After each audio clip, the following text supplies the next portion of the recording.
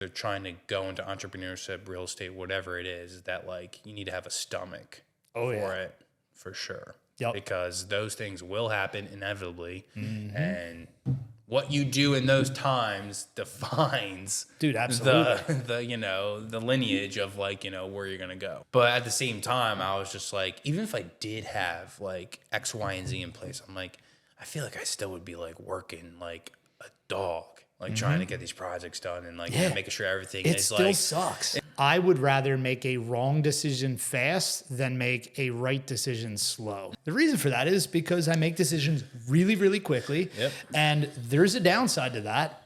But the upside is, dude, I learn a lot of things. I learn it really rapidly. And typically, I don't make the same mistakes twice. You don't really know that that you have the willpower until you actually go through it.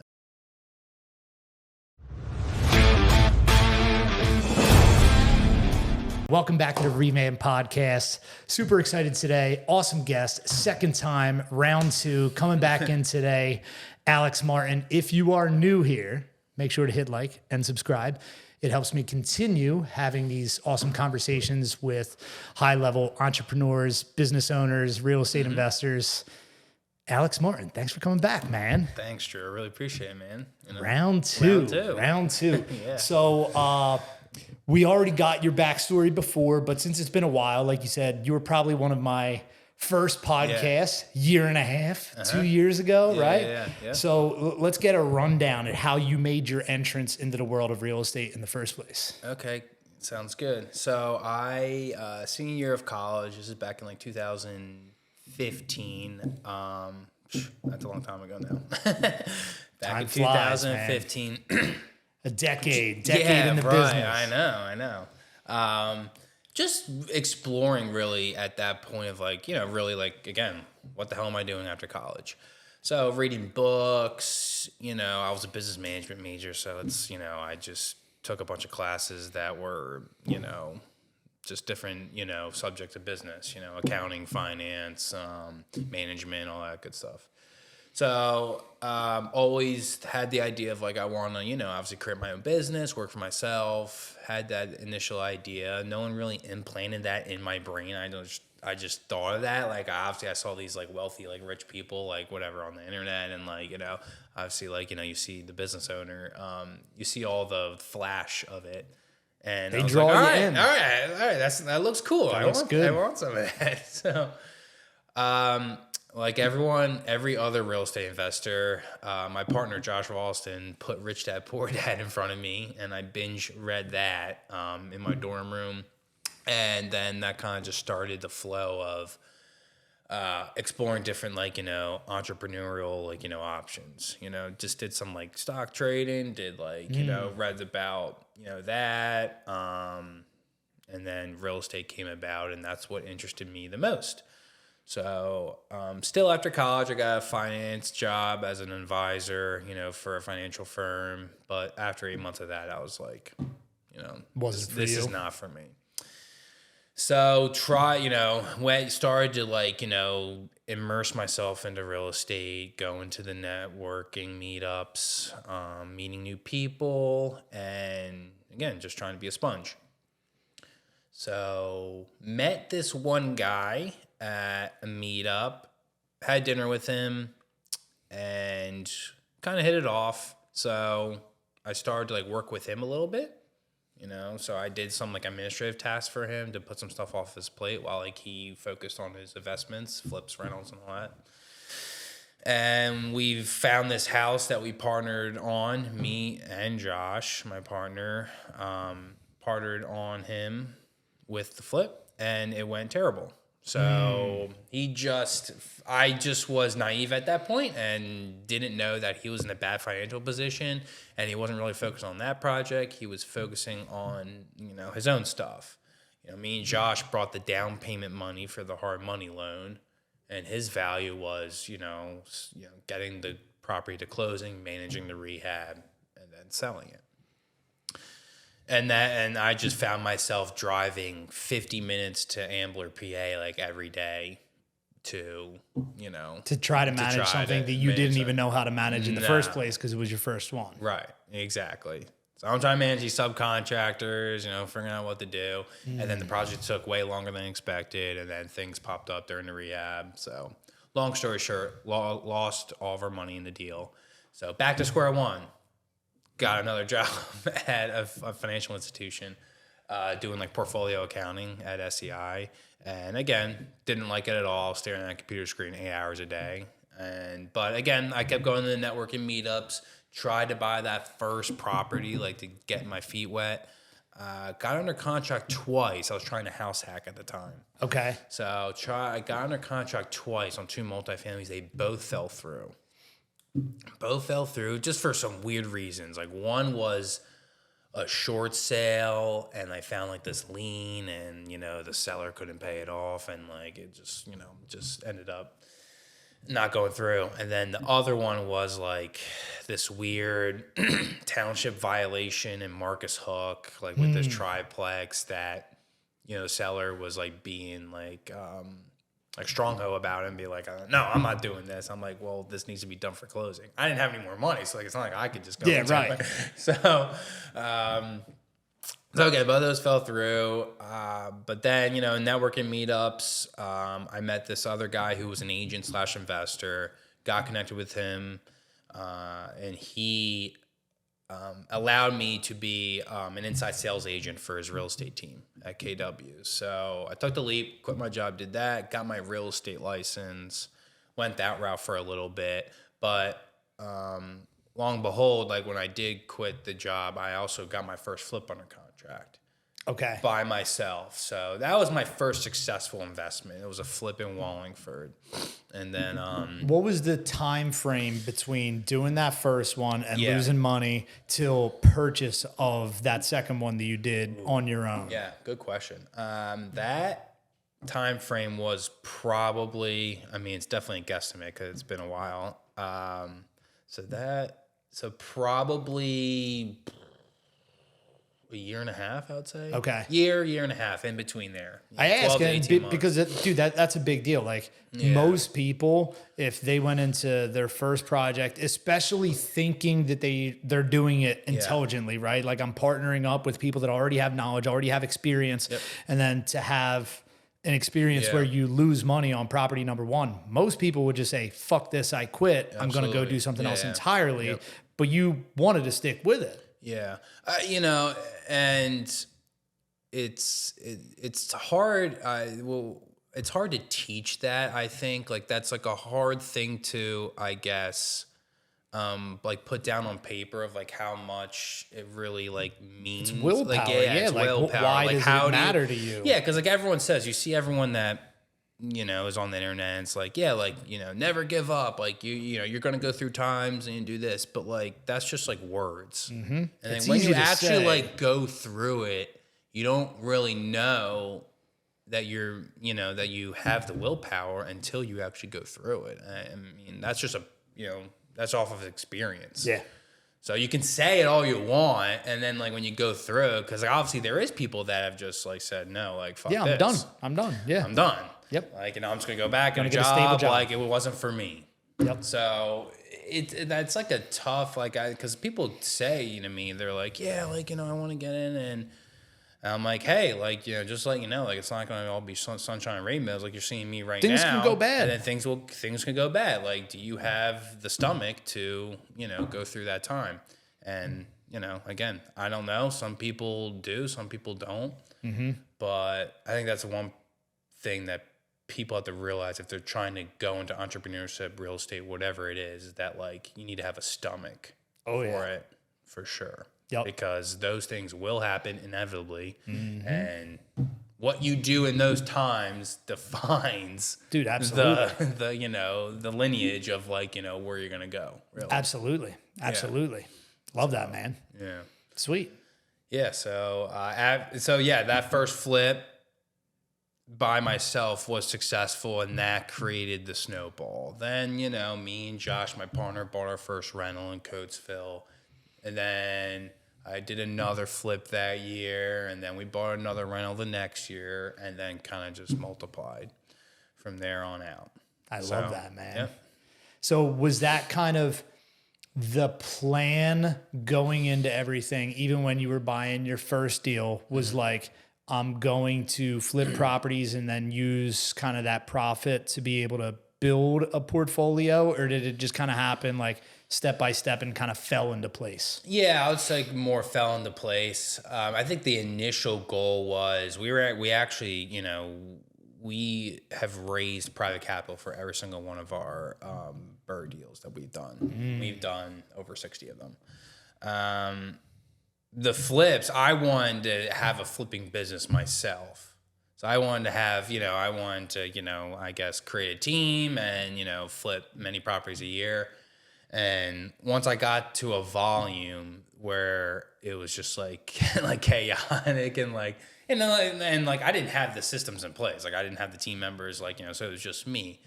But at the same time, I was just like, even if I did have like X, Y, and Z in place, I'm like, I feel like I still would be like working like a dog, like trying to get these projects done and making sure everything is like. It still sucks. It's super management intensive, So like definitely switched gears on that. I was like, I want to do that. Yeah. So I'll still do flips till this day. I'm still doing flips to this day. I'll do like a handful a year and like that's pretty much it. Because I just like again building stuff like I just like that aspect. So we really focused on acquiring our rental portfolio, like me and Josh. Josh was still working at City, so like I started to acquire a couple myself, a few myself. So, but all in all together, like we have 60 plus units in Coatesville. We have a couple stragglers in Delaware and Delaware County. Okay. But yeah, so that's our portfolio today. That we have team members that help us manage that. So that took a lot off of our plate. And now, we have the lending business. Man. Let's talk about that. How did that come to fruition? Because I know you're rocking and rolling and kicking ass today. Yeah. So we were high volume with the rental acquisition. So I think like in 2022, like we acquired 22 units. That's wild. In that 1 year. So like we just wanted to keep it rolling and rolling. Everything was going good. And then 2023, the deal flow kind of dried up a good bit. So we had private investors that we raised capital from to do those 22 projects in 2022 were coming to us and saying like, hey, like, put my money to work. Yeah. Like, when's the next deal? Blah, blah, blah. So we were just like, hey, hang tight. We'll try, it's coming soon. And it just never really did. So me and Josh were like, shit, let's put, we got to put their money somewhere or they're going to go somewhere else. And we don't want them to go somewhere else. So that's where the lending idea was born. And we took the leap of faith and we did a, direct placement model where we just connected the private lender and the borrower. And then, like, we were just, we just collected the points, me and Josh. So it went well. Second one went well. Third one went well. And again, snowball effect from there. And then me and Josh were kind of just, looking at how those deals went about. And we were just like, so how much time did we invest, like, lending that money out and connecting the dots? And it was very minimal. So we saw like a scaling opportunity there. It kind of just like clicked in our brain. And it's just like, okay, like this is scalable in a sense of like, minimize the time, you can have minimal time investment, but do this amount of volume. The trade-off is you just need tens of millions of dollars. Exactly. Well, I was getting there, Drew. Don't spoil the surprise. So yes, it's all about obviously the amount of money you can raise and, the volume of funds you can put out into the market at any given time. But we saw that opportunity and we saw our network and we thought, we could accomplish that to the volume that we wanted to.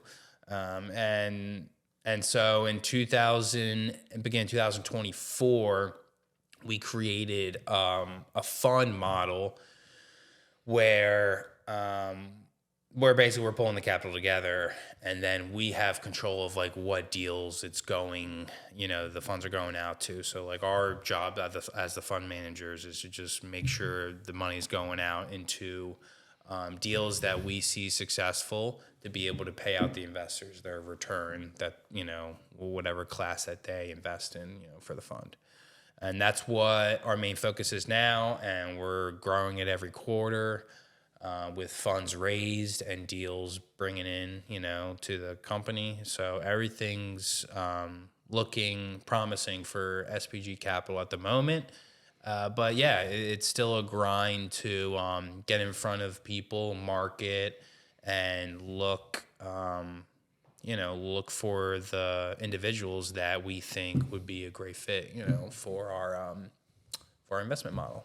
I love it. And as you were saying that, I remembered I just bought a house like 20 minutes before you showed up. I got to run that by you. Okay. It's closing in like 2 weeks. So by the way, Alex and Josh, SPG, fund most of my flips. Yeah. They're fantastic. I will plug that for them. Okay. Thank you. But so the first loan that you guys wrote as SPG for someone else, not for yourselves, you said was in 23? Yes. Okay. Got it. Yeah. Got it. Yep. And then going back, even like before that, so something that not a lot of people talk about, what was it like basically living on cash flow of basically just rentals, right? Because it's like that was your active income as well. And that's a really hard thing. Like, because a lot of people look at rentals as a way to, replace their active income and everything. And that's a really hard thing to do until you have a lot of properties that are stabilized. And it can be a blessing and a curse when you're in acquisition mode, right? Because maybe if you're buying at a steep enough discount, you have equity and you can do a refi and pull some cash out. That sounds good and sexy, but there's still that, 3-4 months where you have no income, right? So like, can you talk to that point at all? For sure. I mean, to bluntly say it, I have never lived off of rental income. So there it is. And that was the only thing I was doing for a number of years. I just made ends meet in other ways in real estate, whether it was like real estate sales, getting a commission, whether it was flipping or, helping an investor out some way, shape, or form. Like I just made ends meet that way. Plus I was buying with a partner. So like we just had this group account.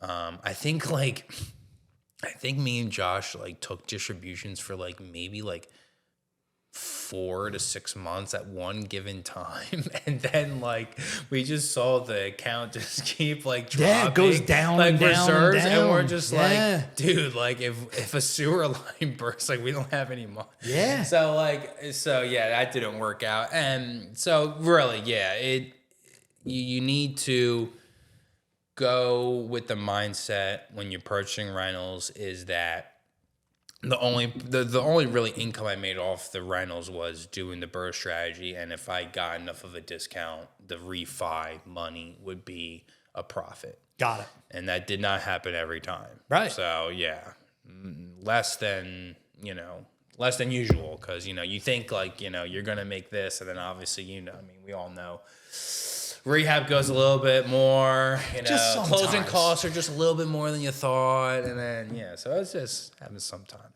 That's the truth. In regards to that question, you better prepare to make ends meet in other ways if you want to build a rental portfolio. It's great to build a rental portfolio. It builds great wealth, great tax advantages in those aspects, and obviously appreciation if you buy in the right areas.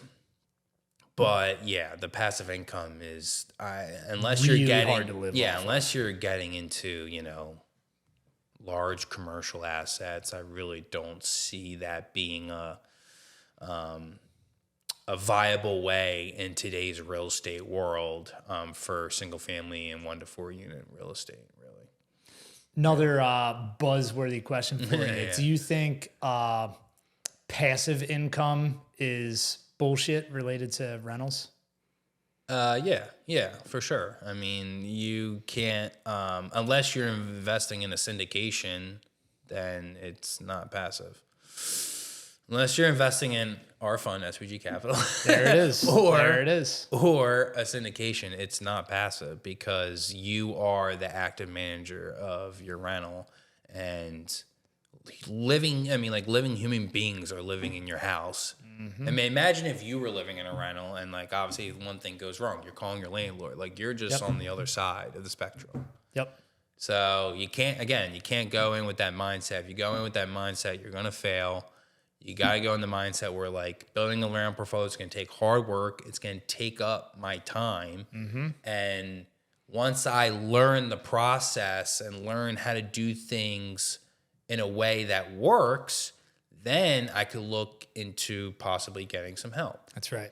So that's what we did. So like I actively managed our portfolio until I think it was beginning 2023, maybe 22. And then it just got too much where I was like, yo, Josh, like we had too much going on now. Yeah, man. So that's where we got a property manager, and it's been a great relationship so far. But I learned how to be a good landlord. I learned the processes. I learned the eviction process. I learned, the maintenance process, the lease process, how to write the leases correctly, how to have the right terms in the lease to protect myself, in cases of, landlord-tenant arguments, all that stuff. And that's just was from pure experience. Made a ton of mistakes on all the first rentals. Yeah, like when situations come up, you're like, oh, okay, yeah, didn't think this was going to happen. It's impossible to learn this stuff like secondhand through so books hard. or even like going to networking things. Obviously, I'm a big proponent of networking and masterminds and all this stuff, but there's so many things that you can really only experience and learn from firsthand, real world experience. I think the books and the networking, it's for the mindset piece. It's to get your brain on the right track of like to be able to take the action. Yep. But actually like you said, the management aspect and and getting into the trenches of managing a real estate project, construction numbers, like just go and do it. Like you gotta go and do it and just make mistakes and just create problems and solve them. And that's how you grow, and then you'll just see compound effects happen through doing that. And I truly believe that in a sense. And again, that's a different way of thinking. So that's where I think a lot of the disconnect is with people wanting to get into whatever entrepreneurial aspect that they want to get into is, I was taught all my life to just like, know everything first and be cautious before I do something. And entrepreneurship is like the complete opposite. Yyep. Go Ready, do fire, it. aim. Exactly. Yeah, Fire, man. fire, aim. Yep. 100%. Like Yeah. I often think that I am a little too quick to fire and I just, jump into things without almost knowing anything. But like we joke about it in the office all the time. Like Drew makes a lot of mistakes. Drew fucks a lot of things up. The reason for that is because I make decisions really, really quickly. Yep. And there's a downside to that.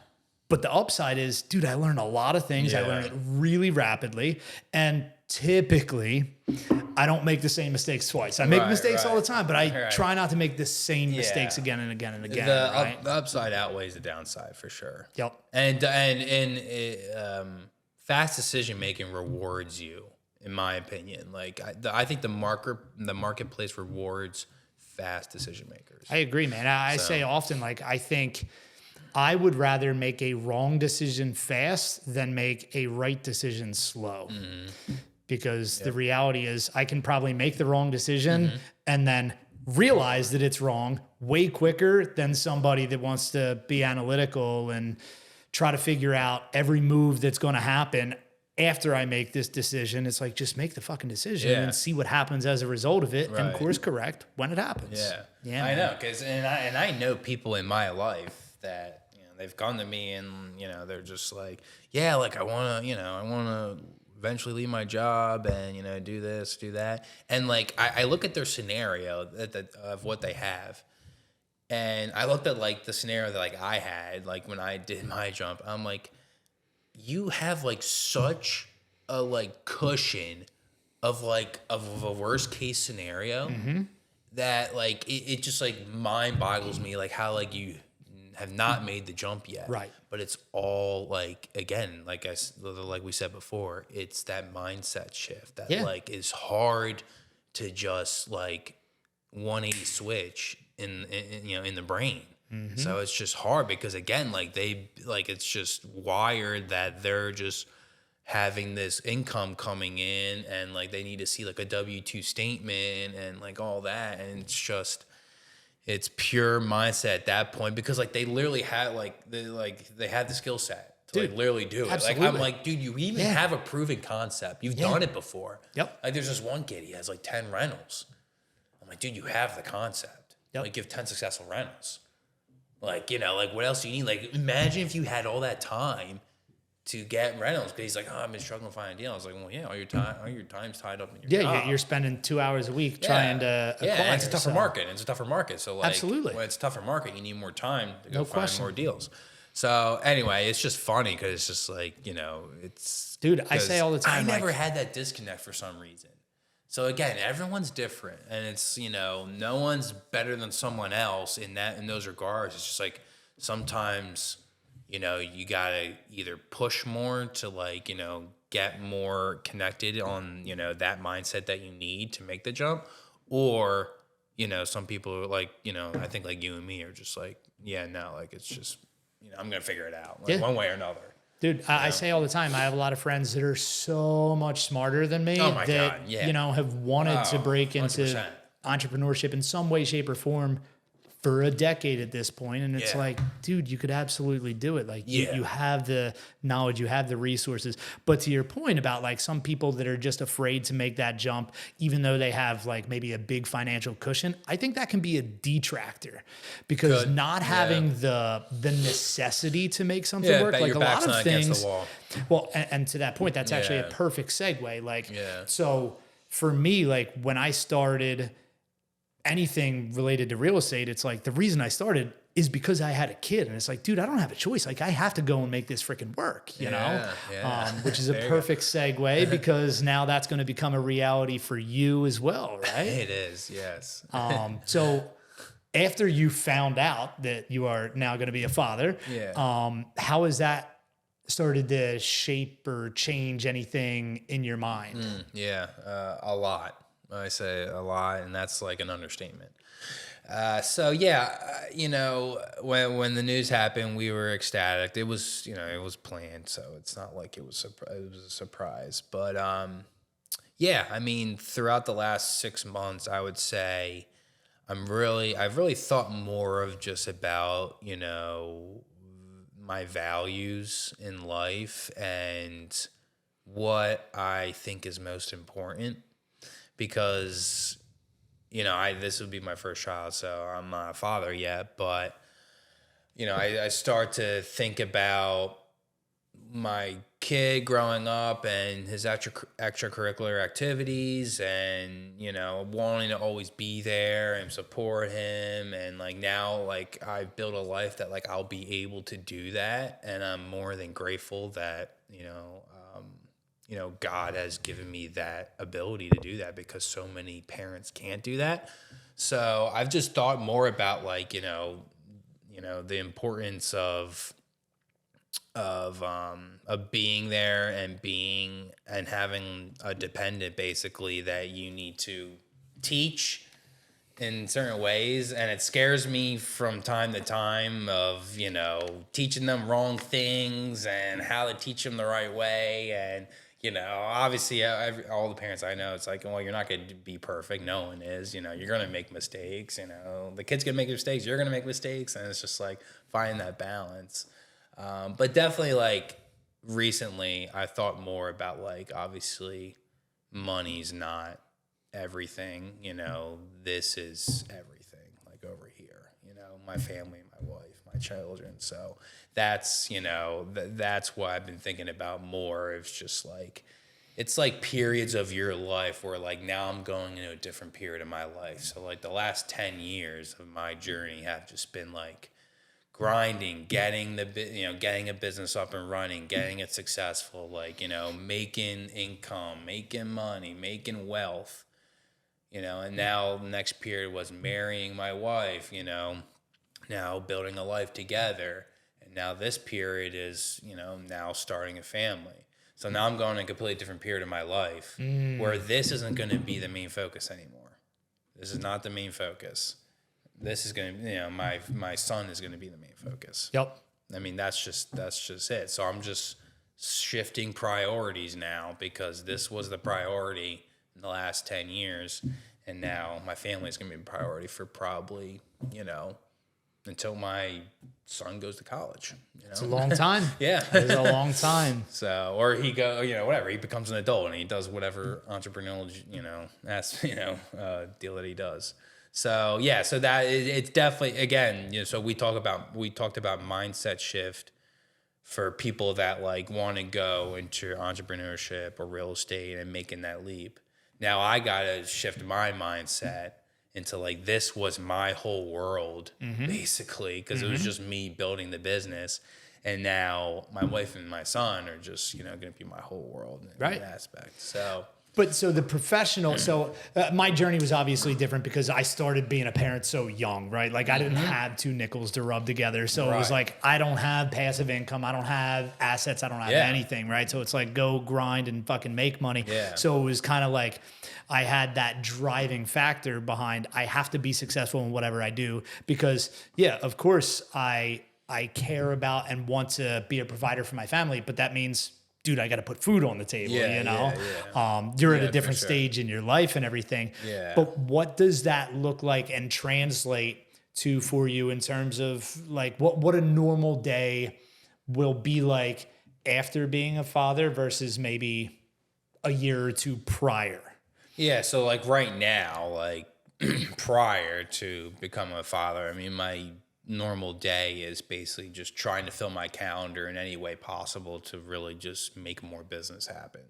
Whether it's, raising more money for the fund, having conversations in those regards. It's, finding a new real estate deal, a new flip, new rental.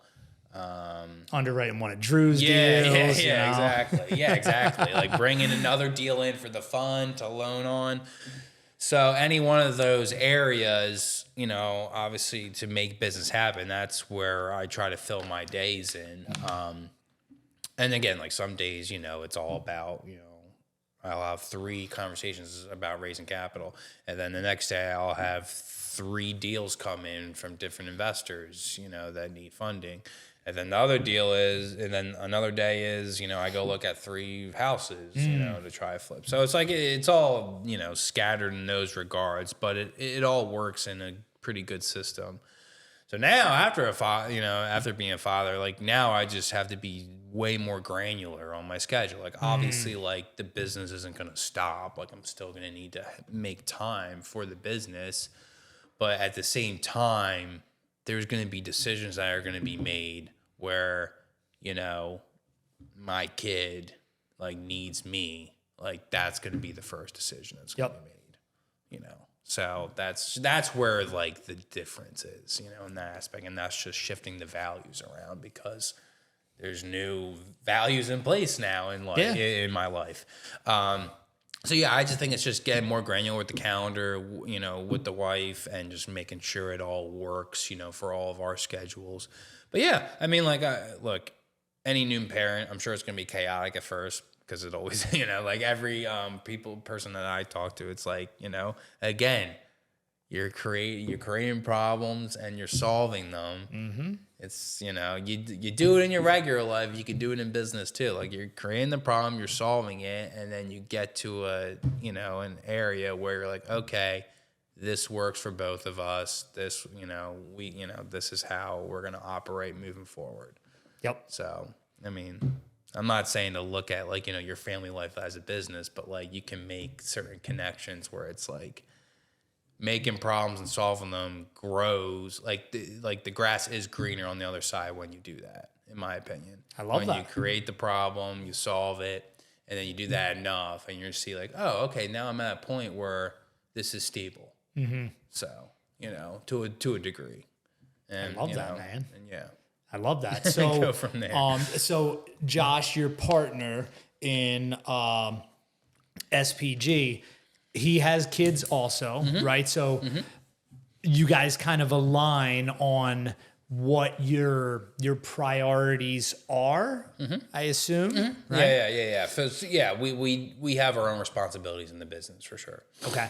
Gotcha. Yeah.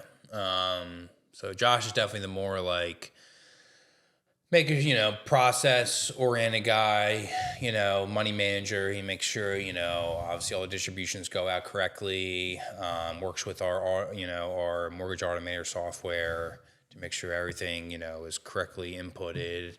And, the coordination of closings happen and all that stuff. Me, more of just definitely the underwriter, making sure the numbers make sense on loan deals that we're looking at. Got it. And making sure we stay at conservative numbers that make sense for us, so we know that our investors' monies are placed Everything's safe. in good, safe deals. Yep.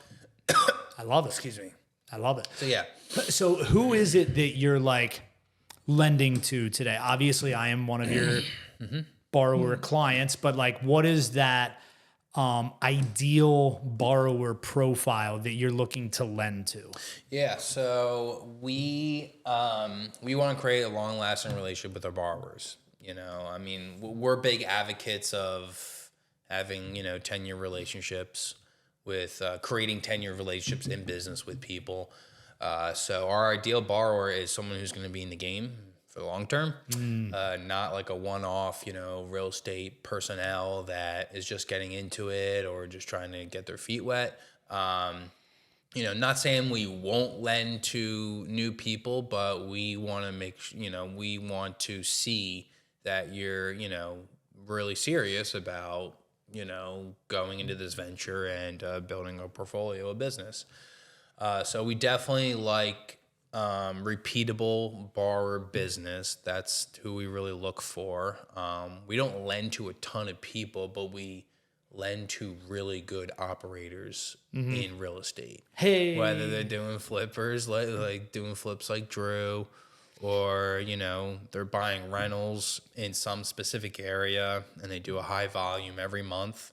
just to clarify though, you're just doing bridge loans, right? You're not doing long term. Oh, yes. So yeah, all of our loans are short term, 6 to 9, the occasional 12-month loan for fix and flips and value add rental projects like Burrs, so guys that are doing a rehab, getting in, doing a refinance, paying you guys back. Correct. Yeah, we do not do DSCR loans or anything like that. We can refer you to great DSCR people. Excuse me. That we have in our, back pocket that we've referred people to. So that's no problem if you need someone like that, or local banker, whatever you're looking for, whatever terms you're looking for. But yeah, we don't do those types of loans. So why would somebody come to you guys for lending as opposed to whatever, a hard money lender or their local bank, or what is attractive about what you guys offer? Yeah. So the difference between us and a local bank are pretty big. So local bank is you need at least a 30, 45 day period to get that loan approved. You're going to need to at least 20% down on the purchase price. So you're definitely bringing cash to the table. Probably the best terms you can get, though. I would say probably a construction loan from a local bank is probably the best terms you can get. But, process. Trade-offs. Yes. Hard, let's say like large hard money company like Chiavi or RCN or Lima One. Their terms are a little bit better than ours, but again, process oriented is the most value add that we have. So they're going to make you fill out an application, check your credit score, get an appraisal of the property, has to go through underwriting. Underwriting is going to come back and ask for more shit from you. So again, process. It's us looking at the deal. You send us the numbers of the deal. I do my underwriting on it, make sure our numbers agree, and if our numbers agree, the loan's approved.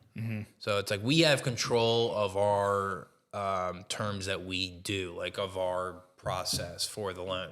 So with Chiavi and all those guys, like they have to listen to, their underwriting team or their institutional, manager in those regards. We don't have that. Yep. So again, we raise the private capital ourselves, so we have control over the money of where we put it. So, so our terms are usually 12 and 3. With like a larger hard money company, you could probably get a little bit lower than that. But again, the stress-free process for us is really where our value add is. So, and we can offer 100% financing if you get good enough of a deal. So we'll never really go over 70% LTV. Unless you've been like a large repeat client of ours. But yeah, so I mean, you can get 100% financing. So that's attractive, as long as we just have our cushion that we want. Yep. I love that, man. So yeah, that would probably be the advantages that we give for our borrowers. So yeah, we have some people that do like a combo, like they'll go to their local banks and get them, and like kind of like when they don't have as many funds in place, but they have a good deal, they can't put that down payment down, they'll come to us. Some people just, use Chiavi also and, do like a couple with them, couple with us. So, that doesn't matter for us, but we have a lot of like, most of our clients we're the bridge, we're the guys for their short-term loans. Yeah. They use us, for all of their deals. I love that. So. And I can speak to my personal experience and everything. It's like I also have access to cheaper money. And why do I write a lot of loans with you guys? Yeah.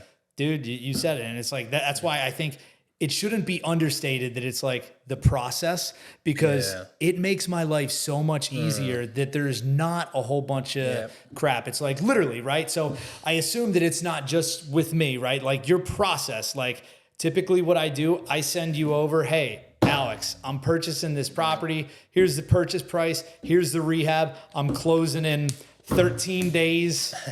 Here's the AOS. And basically you just get back to me almost instantly and you're like, okay, yeah, we can do the loan. Boom. And then everything's off to the races. Like, and that just, it frees up so much mental capacity for me that it's like, because most people, at least at a surface level, just like to price shop things. And it's like, well, why the hell would I borrow from SPG for this when I can go borrow from these guys and it's 3% less? Well, I'll tell you exactly why. Because the amount of time, effort, and energy that goes into that loan versus the time, effort, and energy that goes into this loan with these guys, dude, it's worth that 10 times over. Not 10 times over. Don't upcharge me. But like you really can't even put a price on the ability to do more because a process is efficient. Right. And it's, you hit you hit it on the head when you said the mental capacity aspect of it, because if anyone's a real estate operator in any way, shape, or form, whether they're buying burrs or flips or new construction or whatever, you need mental capacity like to make sure that all your projects are going accordingly and everything. Like when you have to always worry about financing, then because when you do finance on the back end, like the project's already done. Yep. So it's like it's like cool. Like I'll focus on this finance and make sure this loan gets through because like the project's done. Yep. I mean, I'm not saying you don't have other projects going on, but for that specific one. So, but in the beginning, it's just like you're trying to get everything in place before this closes. Like you're trying to get the contractor in place and, make sure you have a scope of work and, what you're actually doing to the house, and all that stuff. So, and if you have anything else going on, obviously, like some people like do flipping on the side. Like we have a borrower that does flipping on the side and he has like a securities business. So it's like, all right.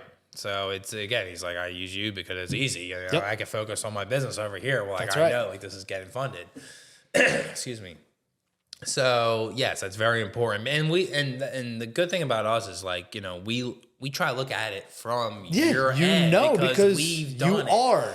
We are investors ourselves. So it's like how we can make this as simple as possible for our borrowers, obviously without creating more risk on our end. Of course. That's really where the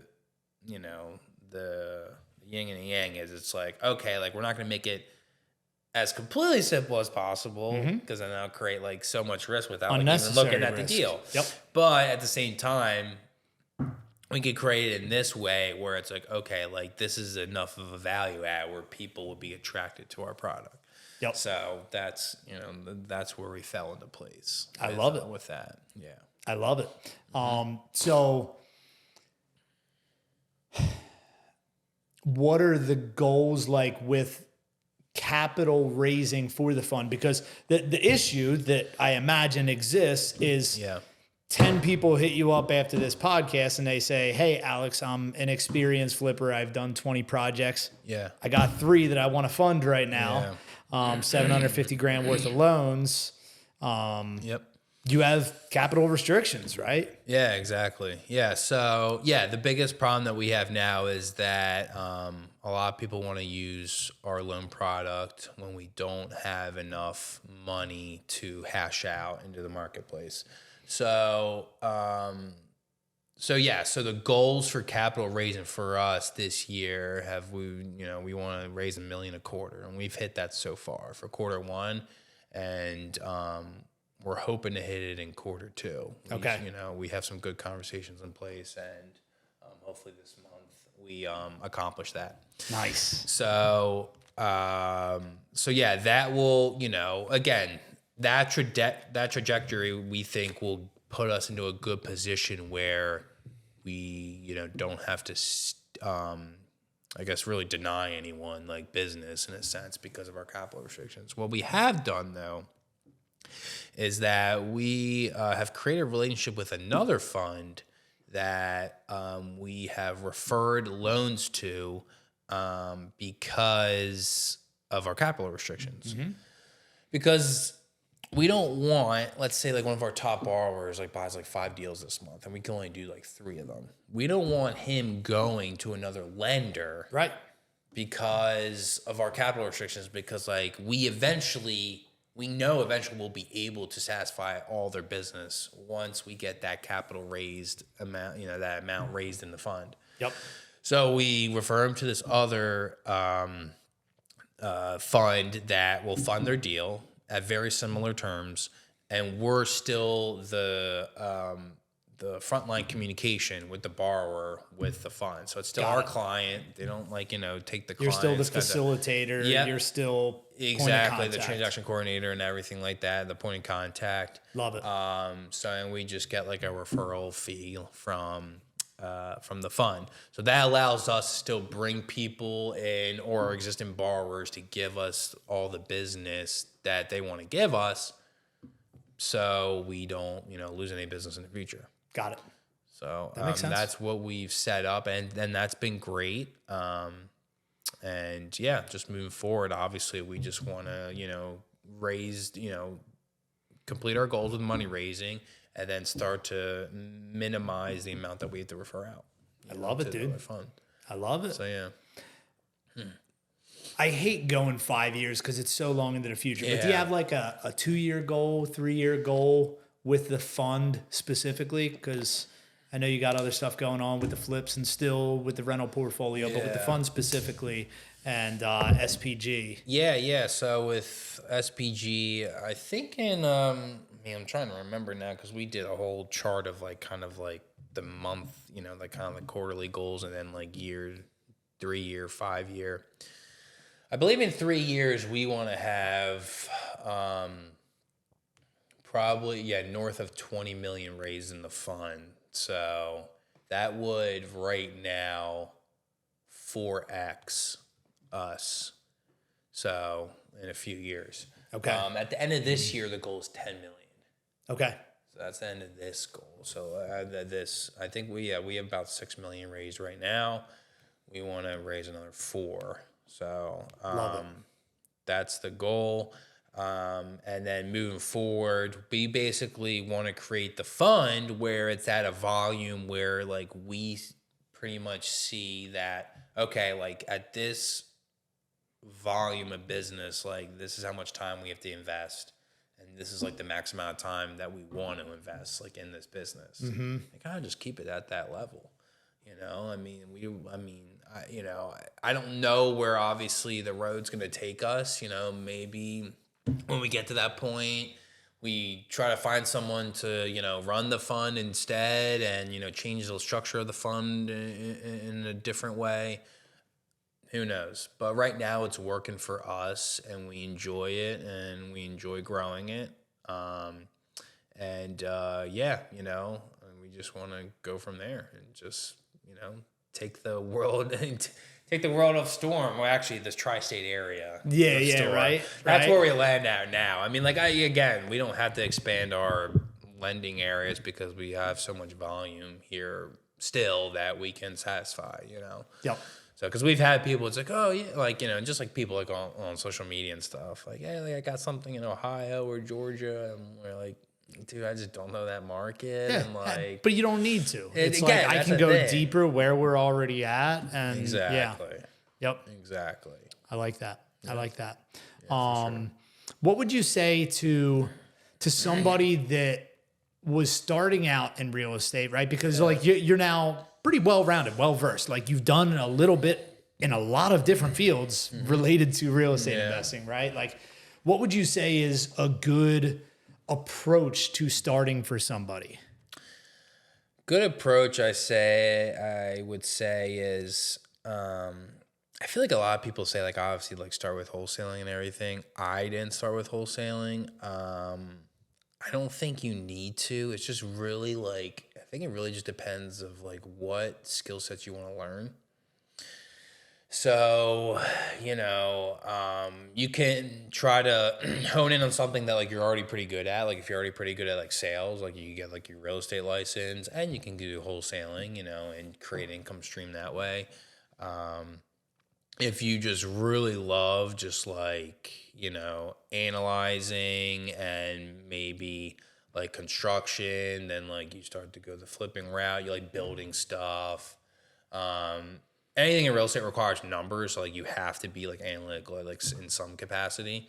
So some people are more analytical than others, but yeah, I think it just like depends of like kind of like what skill sets you want to build on, and then I think that will like pretty much like kind of dictate like what area of real estate you would want to get into. I love that. So yeah, I mean, again, for me, I wasn't a big sales guy. I mean, I've learned some things along the way, but yeah, I just love, like actually purchasing the property myself and like rehabbing it and making it my, my own asset. So I just went with that route. And so I just learned like, the financing aspects, how to raise money and, acquire deals and, network a ton. So people found deals for me. Like I never spent money like on marketing myself. I always just like focus on networking and like have my network like bring the deals for me. But yeah. There's so many different ways. It's so many. Yeah. Like I just, I could keep talking about like all the different subjects of real estate. Yeah. But, like, absolutely. Yeah. Yeah, so like I mean, one thing I might have changed was maybe creating a marketing source in the beginning.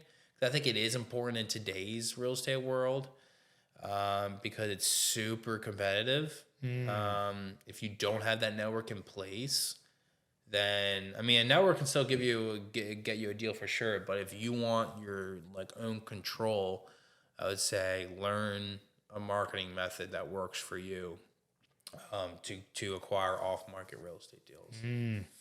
It's a big one, man. It's a big one. And it is like, it's weird that it is so much more challenging now than it was a couple of years ago and everything. And I think one of the, I can't think of the word that I'm looking for, but like the most illogical, is that a word? Illogical, I'm going to run with it. Yeah, don't ask me. I'm not the right person that doesn't make sense is like, so you've been doing things related to real estate investing for a long time. I've been doing it for a long time.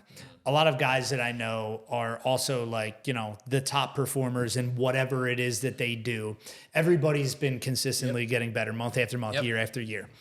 And still, for some reason, things continue to get harder. Like you would imagine that at some point in time, it's just like, well, everything is just kind of like smooth sailing now. Things just work. But you always have the dynamics of the market and things are changing and the economy doing what it's doing. And there are people that are still coming into the industry and there's a whole lot of different forces at play. And bottom line is you have to continue to improve and level up every single day, because if you don't, my point is, like, if you took somebody a year ago that was an expert, they'd been, you know, high performer, high volume in wholesale flipping, landlording, whatever, for 10 years.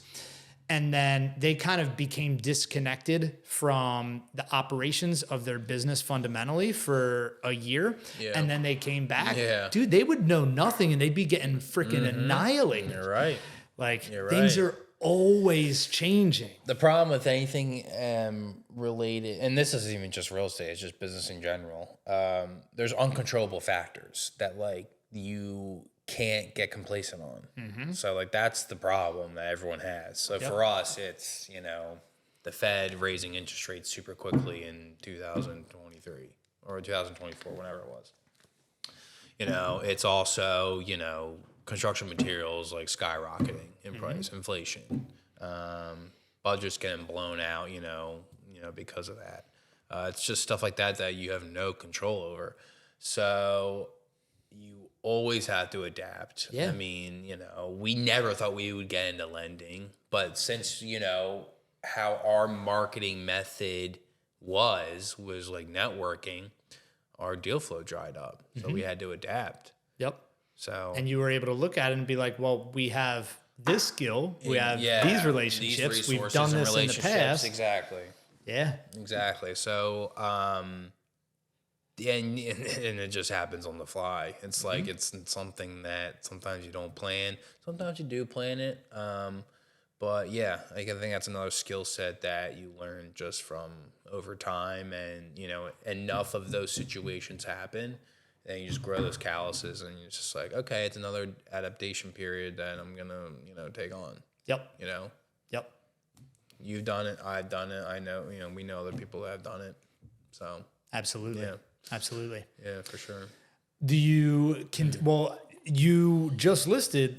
Is it fair to say that it's new construction? Is that when in media is that new construction? I mean, I guess you can't technically say it is, but it is a new house, new build house. I thought you knocked down the previous structure. It's just the existing foundation. It's built on the existing foundation. So did you expand the foundation though? Yes. Okay. But it's still not new construction because you still used. Okay. All right. Fair enough. That's what I was told. Fair enough. That's probably better for tax assessment purposes anyway. So. It is. But anyway, my question was, like, do you intend to do more big scope of work renovation projects like that, fix and flip type stuff in the future? Or? I mean, I would love to. Again, I think there's still a dime a dozen though. Like, I don't think I'm gonna like put like so much effort into finding them, like all of like my efforts. You know, definitely the main focus is our fund and growing our fund. You know, but if they come our way, I'll definitely look at those opportunities for sure. Because, you know, if we sell that for the price that we have, that we're going to list it for, then it'll be a good, successful project. So, but we enjoyed that project a lot. I mean, it took a long time, over a year, but it was our first one, you know, just, you know, going, like, again, like, there's problems that arose that we had to solve that we didn't have this, you know, I never came about before, in like normal flips. But yeah, learned a lot, and it was fun. So I definitely do those. I think you and I have the same mindset on flips. I definitely do those more for the fun aspect than for, like, you know, business aspect. It's a love-hate relationship, man. Yeah, for sure. I hate a lot about it. I've loved them for the last 6 months, but, like, I know that hate period's coming soon, probably. If I keep doing them. So we'll see. But yeah, I would say, you know, if the opportunities arise, but I'm not going to, like, you know, go out of my way to find those types of opportunities. Townships are just, you know, dealing with townships are just not my thing, man. You know, it's brutal. It's enough where I have to get permits for like a normal flip versus a new build. man, that was a process. I fully understand, man. And that's why, that's one of the main reasons that I've stayed away from like new construction or things of that nature, is because I've always loved it. Yeah. Always loved it. I always loved like the product that comes about. But then like I have like buddies that like do it at like, you know, a large, like, you know, like my one buddy up in Fakesville, I think he's doing like 21, 22 new builds this year. I'm just like, dude, that's a high volume. That's a high volume. But like, I just see like the things they had to deal with the township, with the borough and everything. I'm just like, dude, that sounds horrible. Mm-hmm. And like, it's just like, I'm not going to go into any specific scenarios, but I'm like, yeah, like that's just like not for me. Like, I just don't think I have the patience for that stuff. Yeah. Like, I mean, it's just like anything. If you're dialed in and you have processes and you know what to expect and everything, it's all well and good. But I guess for me personally, it's like, I guess I've always had that. There's a term for it that I was diagnosed as a kid, but it's basically that I fucking hate authority. So it's like when a township has the ability to tell me no to do something that I'm just trying to improve a property that has otherwise been sitting there falling apart, you know, all good there, and they're just delaying progress just for the sake of being like, I have a badge, Alex, and you will listen to me because I am in charge. It's like, really, man, like you just cost me an extra couple $1,000 because you didn't approve my permits, you know? Like, come on, man. But it is what it is. For sure. It is what it is. Yeah. But back to the fund real quick. So the type of structure that you have, are you only able to raise from accredited investors? Yes. Okay. So it's accredited investors only. So if you're interested in learning more about the fund, just reach out to me. I'll let you know. I'm sure Drew will share my contact info. But so it's accredited investors only. So you have to make $200,000 a year for the last 2 years consistently, or have a net worth of over $1 million, excluding your primary residence. So that's the definition of an accredited investor. So that's our fund structure. We have 2 classes that are available for investment. Class A is 9% for 1 year. If obviously you just want to get your feet wet, do like a trial run with us, see how it works out. And then we have Class B at 10% if you lock in for 2 years. Got it. And the reason why we do that is because like obviously the longer commitment we can get from people, like the more probability we have where like, we know the funds are going to be there for the next 24 months. And then we could do like project out these X number of projects and all that stuff. So, but, we have people in both classes, so it's like a mixture of between 9 and 10%. I love that. But yeah, it's a net 10% too. We don't charge management fees or any additional fees or anything like that for the fund. It's an alternative investment technically. So, but it's a great passive income vehicle. It really is. It's true passive income. It's mailbox money, and it's just a diversification tool. I think a great diversification tool for people that, have money in stocks, bonds, have retirement accounts, always wanted to get into real estate, but never really had the time. And, they just want to diversify some of their wealth into, real estate, projects. All loans are, first lien position notes backed by real estate. So, that's as simplistic as it can get. Dude, absolutely. On a real estate investment standpoint. Back to that. And that was our goal. Yeah. And that was our goal, to make it simple for people to understand, to be like, okay, like that makes sense. Mm-hmm.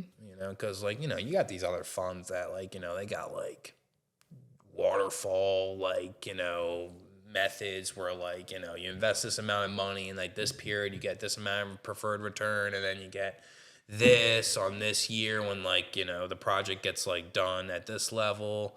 So it's just like, it's, and again, like people can, like professional investors can invest that, understand that and everything. But, again, we just want to have people to understand, like, hey, I know my money's here. I'm getting this amount of return, and that's it. And how do you pay out? Is it monthly, quarterly, annually? It could be anything that you want, but I mean, most people opt in for monthly. Okay. So we pay out monthly distributions. So like the example I give is like if you invest $100,000 and you invest at the 10% class, then you'll get $833 check every month. Got it. You could either get an ACH to your bank account, or you could have a compound, And if you have a compound, then that allows your return to be like more like 11.2% because of the compound effect that you'll have by compounding, your funds throughout the year. Got it. That makes sense. Yeah, so we have people that have that compound, and we have people that get their ACH. Well, again, we're flexible in those terms. Like, is there a minimum? Yes, minimum's 100,000. Okay. Yep. Gotcha. So that's the minimum, and yeah, we would love to speak with anyone that would be interested in learning more. Absolutely. And go from there. And just because I'm curious, right? Because I am a process-driven person, right? So I tell you right now, hey, Alex, I'm interested in investing in the fund. What is your guys' process at SPG internally? Is it like hop on a call, or is it, let me put you on an email drip, or like, what do you guys got going on? Yeah, so I'm not gonna lie, the process is pretty manual right now. Of course. We're working on some. As it should be for what you're doing. It's got to be personal. Definitely personal. Yeah, for sure. So definitely hop on a call. We introduce ourselves. Phone tell call, us a Zoom little call. bit. Whatever. Just curious. Whatever your schedule entails. But if I was to say to you, hey, Alex, I'm interested, what is your default? What are you going to say to me? Zoom. Okay. Yeah. Let's hop on. We use Google Meet, but okay. Same thing. Fair enough. Yep. So we'll hop on a Google Meet, introduce ourselves. You tell me a little bit about yourself, like obviously, what field you're in, what you do for work, all that stuff. Just connect, just like person to person, get comfortable. Mm-hmm. And then we tell you like a little bit about our fund and what we're doing right now, and then like you just spit questions at me. Like, we want you to feel as comfortable as possible. We answer all your questions the best of our ability. If we don't have an exact answer, then we'll get back to you. Yep. With it, and then after that call, like we send you all of our documents that we need to send you: private placement memorandum, subscription agreement, an operating agreement. And that just spells out like how the fund is structured. The memorandum tells you all the risks of the investment, of course. That's just legally what we have to disclose. And then the subscription agreement is the piece of paper that actually like says like I'm investing this amount into this fund, and like has a couple check boxes and stuff like that. Got it. So that's for like if you're gonna invest cash, like that's like the simple method. And then like after that, it's just wiring the money. If you're gonna roll over like a retirement account, like an IRA or an old 401k, then there's just a couple more steps with like getting it signed up with like a self-directed custodian, and which we help you with throughout the whole process. If you're already with a self-directed custodian, then it's pretty easy. You're just signing one-page document with the custodian saying like you're investing your money with our fund. But if it's not self-directed, let's say it's at like Charles Schwab or something like that, then you would we'll get you set up with a self-directed custodian. They'll send you documents that they need to send. That you need to send to like a rep at Charles Schwab. Send to them. They all sign together, get it executed, and then basically the custodian will walk you through basically like how to wire the funds over to like your new account with them. And then once that's all done and, all that. And again, this is all like rollover means like you're not getting penalized in taxes or penalty fees or anything like that. So it's just rolling it over to the self-directed custodian. And then at that time, then you can invest in our fund. So a couple more steps, but it is really pretty simple. We've done it a bunch of times now for our investors, and, we kind of have it, on a streamlined process. So, yeah. I am not yet on that side of it, but if you are anywhere near as streamlined as you are on the lending side, I know that you got your ducks in a row, and it's fantastic. Yeah. That's awesome, thanks. man. That's Yeah. awesome. So, is there anything that you're like looking forward to in the world of real estate or business or any other things coming up that are exciting to you? Yeah, it's a funny word, exciting, for entrepreneurship, because I think that word can get you in trouble sometimes. So it's funny because it's been, it's lending is not exciting. I wouldn't like define it as exciting. I think the result's exciting, but like the actual like topic is not. They're actually very boring.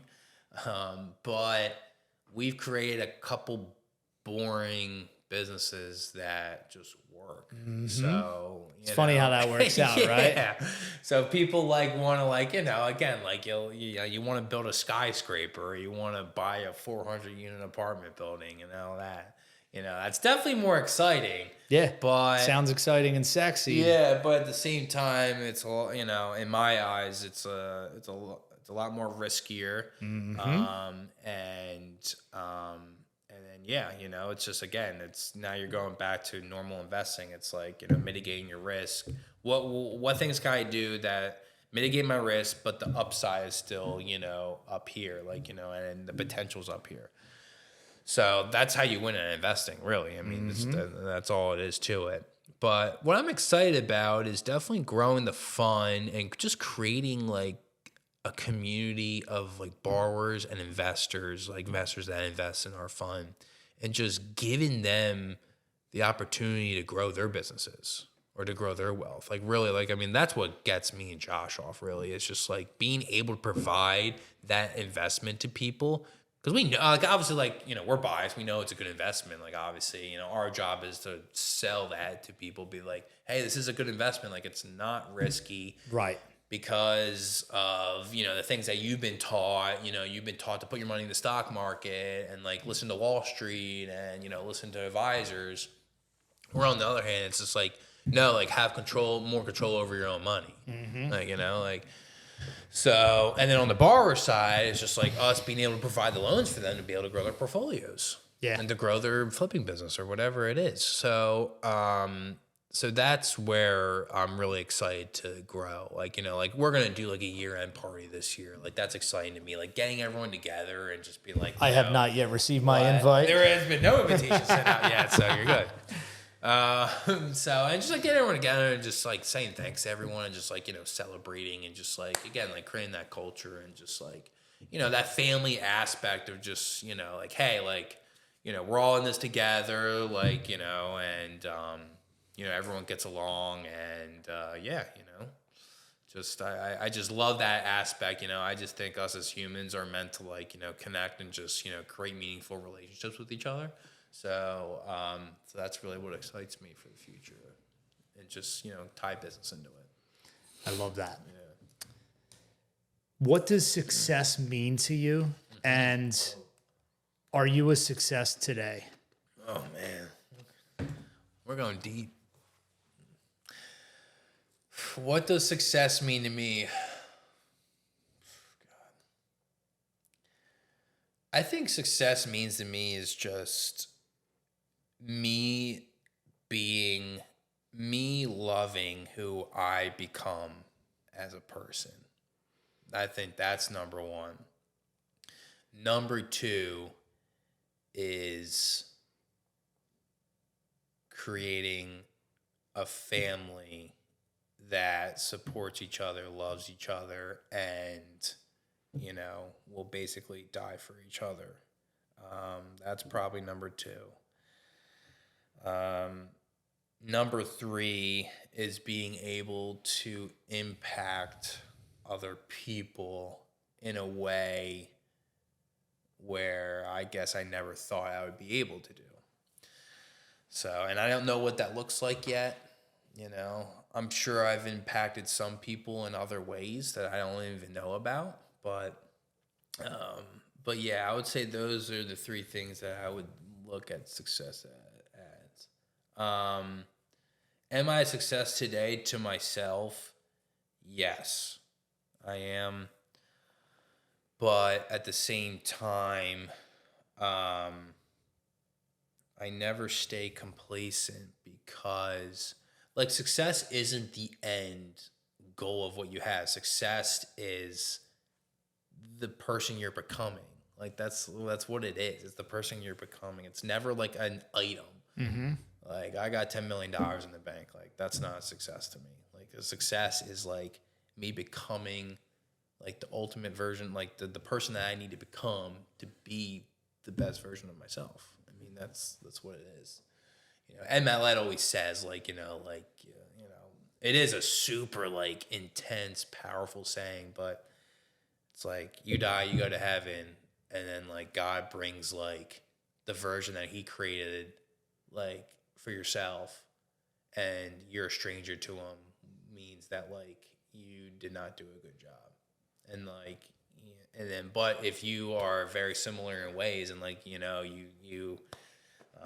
each other well, then it's just like, oh, I did what I was supposed to do in my, time here. I love So that. it's like super powerful. Like, and he says it all the time, but it's just like, I'm like, damn, every time he says it, I'm like, that's wild. Like, that is intense. So, my goal is always to just keep growing on the path that I think. Obviously, you don't always know for sure that I think that I need to be on to become the best business owner, father, husband, family member that I can possibly be, friend, colleague, whatever an aspect of my life to just, create the amount of impact that I need, or the best impact that I can for that specific person.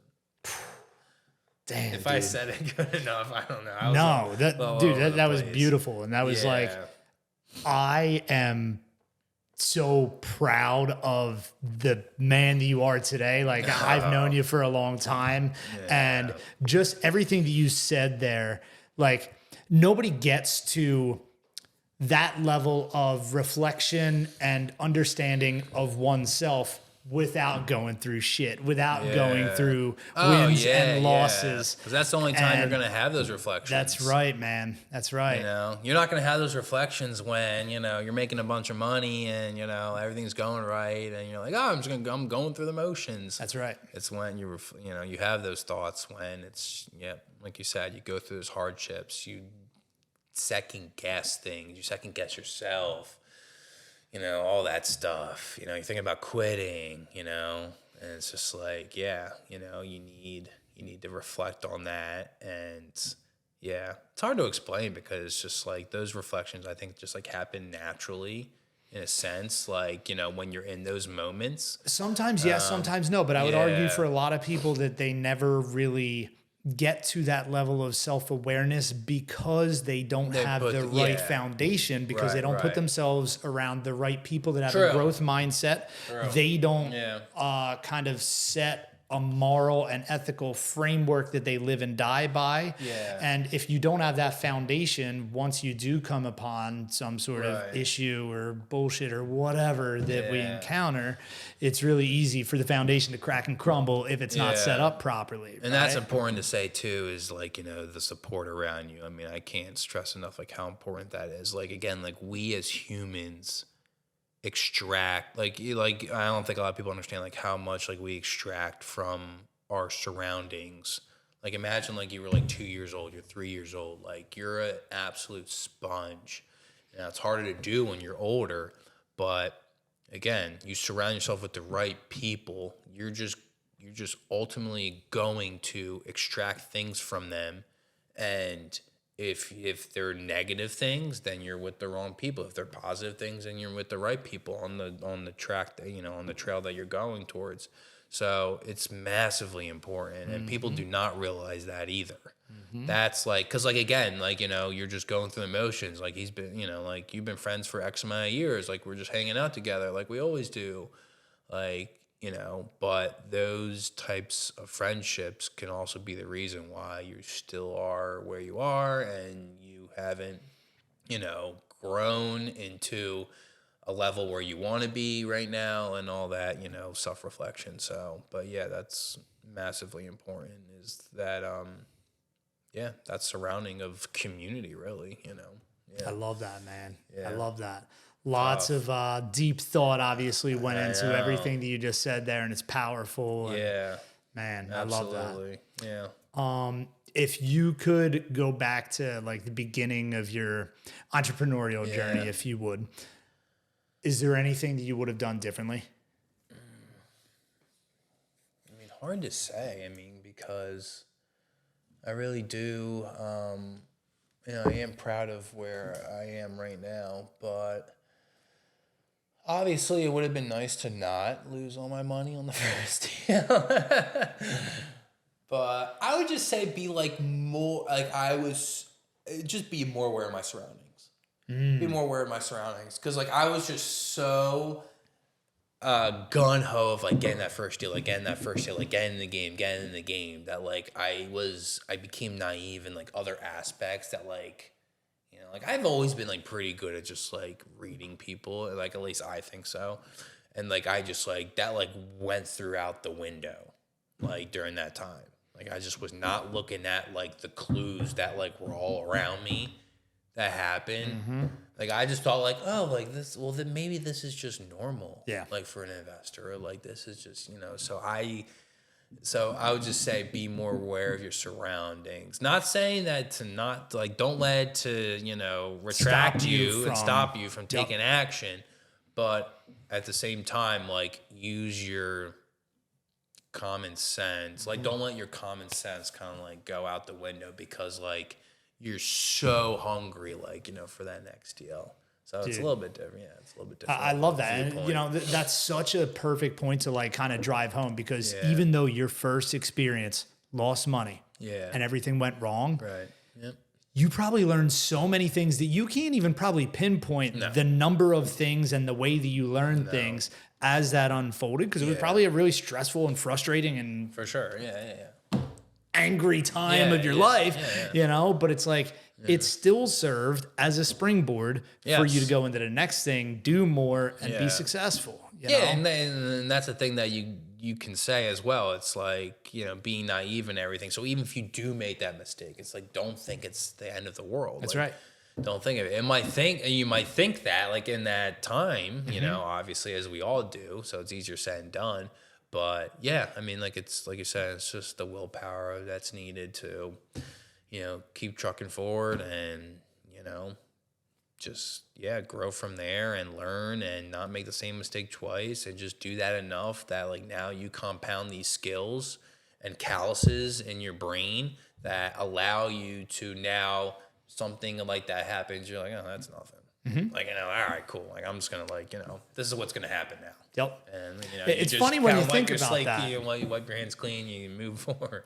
A lot of the issues that I face today, if I face the same issue, and I did 5, 6, 7, 8 years ago, it's like, whoa, this is like life ending, you know, issues and everything. Now it happens, and I'm like, okay, you know, it's just another random Tuesday, you know, like. It's the calluses that you build. Yep. Exactly right. And you handle it more elegantly and calmly, efficiently. And when you have a clear head. That's it. Exactly. Because you're not getting like riled up with emotions and like, you know, making decisions off of emotions. That's and like that's important. Go get the shit kicked out of you and you'll learn. You know, that's bottom line. Yep. Yeah. Bottom line. There you go. If you get anything from this podcast, that's it. That's the number one takeaway. Oh man. People want to reach out to you and learn about how they can borrow or lend to the fund. Where do they find you? Yeah. So our website, spgcapital.com. We have a website that kind of just explains like our mission, our core values, what we do as a company. And then from that website, you can book a call with us. So you can, you know, there's a Calendly link, you know, and you can do that. You can also just email me at alex@spgcapital.com. And, you know, I'll be more than happy to schedule a call that way as well. But yeah, I would say those are the two methods that are, you know, pretty easily to get a hold of me. And yeah, just learn more about the fund and all those aspects. Sweet. But yeah. I love it, man. Anything else you want to plug while you're on here? I would just say, like, don't let money drive your ambitions. You got to have a bigger purpose than money. So that's what I've learned, because that was like my only like driven factor for like my beginning years, and it burnt me out. So I would say just, you know, have that mindset in place that, you know, obviously there's more important things in life than money. You can always make more money, and don't let that be the deciding factor on your decisions, because that will ultimately not make you happy. So, dude, that's it. I love that. I think that's a whole other podcast. I was like, all right, you want to go another hour? That opens a lot of rabbit holes for me, man. I just want to get that out because, like, yeah, that's been like a bit epiphany of mine for the last like 6 to 12 months. So like, yeah. So I'll regret it if I don't dig a little bit deeper into that, because, you know, I've thought about that a lot. And I think ultimately, anytime anybody's starting in business, it's always fueled by money to some degree, right? So I think it's a healthy thing and it's a normal thing, because we're opportunists. That's just the way corporate core. America works. Well, that's just the way it's like opportunity, and money correlates to freedom. Like most people come to the world of real estate investing specifically, not all business, but real estate investing specifically. People come here, rich dad, poor dad. It's like, it's the common theme. I think this is Financial podcast freedom. episode number 65. And I have yet to have one person say that wasn't a part of their entry into the world of real estate, right? So yes, financial freedom and time freedom are the two most attractive and sexy things about real estate investing. And I think that's a beautiful thing. And like we touched on earlier in the episode, like, I think so much of it is a fucking lie. Like the financial freedom and the cash flow aspect of it and everything with rentals. Not that it's a bad thing, because if it's a catalyst to make you take action, to get you into something that is ultimately beneficial and going to set you up for financial success, I think that's a good thing. There's a lot of nuance to it, like, oh, just buy rental properties and you'll sit on a beach and collect cash flow and life is good. That part of it's kind of BS. For sure. But the desire for wealth and freedom fuels people getting into it. But I'm curious, like, for you, what was it specifically that felt that it was burning you out? So and you're correct. I mean, like, obviously everyone goes into the realm to try to achieve those two things, you know, wealth, freedom, you know, richness, whatever you want to call it. And that's like no one's fault, because like that's, again, like I was saying, like that's just how like this country works, you know. I mean, most countries, you know, it's human psychology, man. It's just psychology, you know, and we have, you know, the government to thank that. But you know, so yes, money's a necessity and all that, and it gets you fueling, but there's a point in time where you make enough to meet your lifestyle needs, really, you know, whether it's passive or active, I mean, whatever, you know. And then basically, you can keep increasing your lifestyle, but like really there comes a point where like, you get to a point where like any more money, like the direct correlation to happiness and more money is completely disconnected. That's right. And it's I just think like it doesn't that's exist. The trap, though, too, is the increasing your lifestyle, because now it's, okay, my goal was, I was making $80,000 a year with my W-2, and I just wanted to replace that with real estate. Then I did. Then it's now I want to make $200,000 a year, and then I do that. But it's like now I get, you know, $1 million house and $300,000 worth of cars and everything, and it's just keeping up. And that's the problem, because we start off valuing money to our number one, and that's why we keep going towards that trajectory.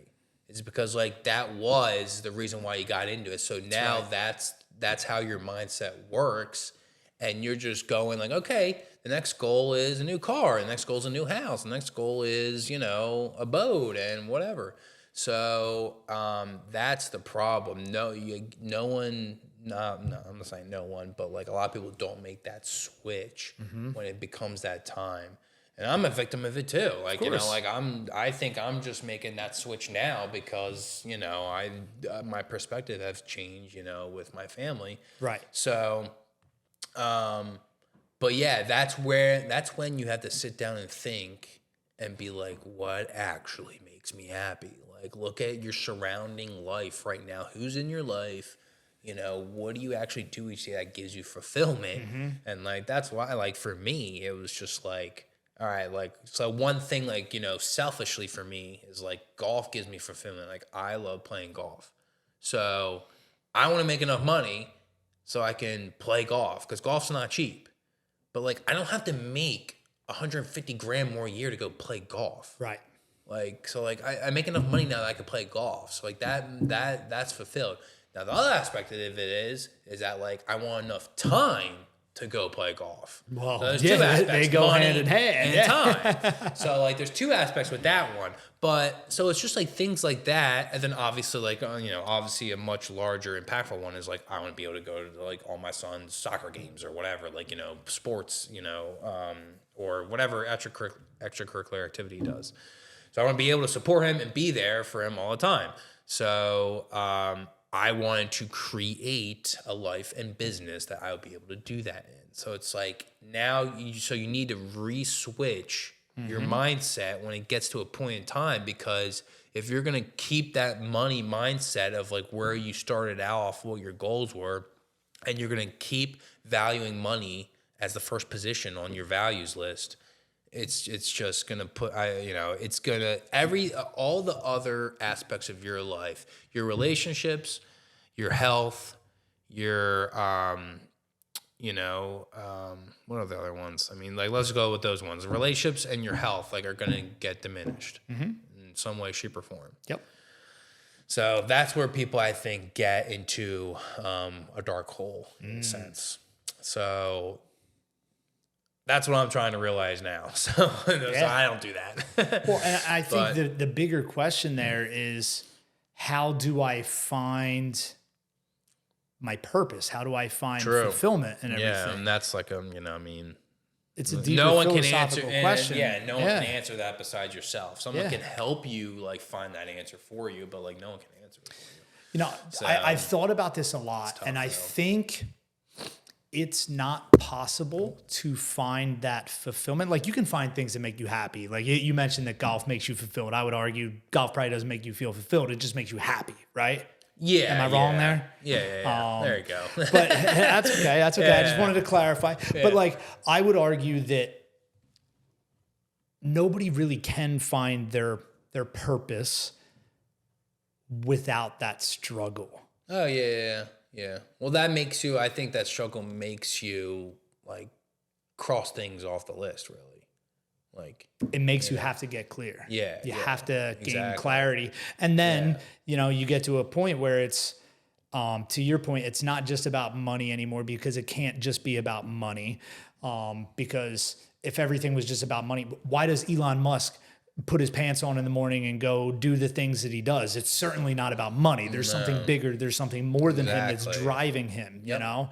Exactly. So I think the only way that you get to that point where you have some form of clarity as to what you believe you're put on this planet to do, you have to get there through struggle. And the only way that you get to the point of struggle is just by trying things and making things happen and going out. And to your point, exactly, trying to be the best version of yourself every day. Who knows what that looks like? Yeah. Who knows what things I have to do or what issues I'm going to encounter, but I have to have that relentless pursuit of trying to be a better person every day and competing with myself and myself only every day. And then maybe at some point you'll get to that some form of inkling of maybe this is what I'm here to do. Yeah. I don't know. I think there's also, one more thing is, people always look for, I guess, acceptance, like, from their peers and everything and all that, obviously, like, of course, it's like, but that, again, that's like a normal, I think, like, negative mental trait that we all possess at some shape and form in our lives, in some time frame in our lives. Because if you are just, this is again more psychological, but like you need to love who you're becoming in order to be the best version of yourself. So like if you're doing things to order to impress or get acceptance from other people, then you're never gonna accomplish that, and then you'll always be down at this level where you could be up at this level if you accepted who you are, or you accepted who you're becoming. Because I just think a lot of people this is confrontational, but I think a lot of people put people in front of their own like soul in a sense, like put like in their own like person, like they, like, I'm going to like drop like everything like for my kids, like, and sacrifice everything. It's like, okay, that's noble for sure. But like, by doing that, are you really becoming like someone that you enjoy becoming? And like, you're doing nothing for yourself and like not working on yourself or anything like that. That's right. Which, so, by like, the way, I think raises the question, a lot of people like, do that. now am I being the best parent that I can be? Because how am I displaying the purpose to my child of go be all that? And that's why I said, like, success to me is like loving who I'm becoming. And I said that first, and not my wife and kids, because I need that first and able to be the best version for my wife and kids. And my, that's how I truly think. So not a lot of people think they have that opposite. I love that. So yeah, a little circle right there. No, man, that's perfect. And it's beautiful. And I got to tell you, from my perspective, my definition, you are a success today. You've been a success for a long time. Thank you, brother. I'm excited for what you have coming in the future, coming into parenthood and everything else with the funds. Same to you, man. Love what you're building on your side as well. It's awesome to see. And I can't wait, I mean, I've already seen the growth of it, and it's just inevitable, and it's just so cool to watch. I mean, you always seem to amaze me, the different, you're still in the real estate, like this is probably like the farthest you can be from the real estate spectrum. Funny, but like you're still like in it, like still in a sense, like software development, like, but it's pretty good. It's pretty cool, man. So kudos to you as well. Always appreciate your friendship. Thank you, brother. Yeah, appreciate you so much. Yeah, man. Again, reach out to Alex, spgcapital.com. Yes. And email alex@spgcapital.com. And you can hit him up on Facebook. Yep. He's, Facebook. Dropping some content these days, getting into that world. Hey, you're doing it, man. You're doing it. I love it. Yeah, appreciate you coming on. Thanks, Drew. It's been awesome. Thanks so much, bro.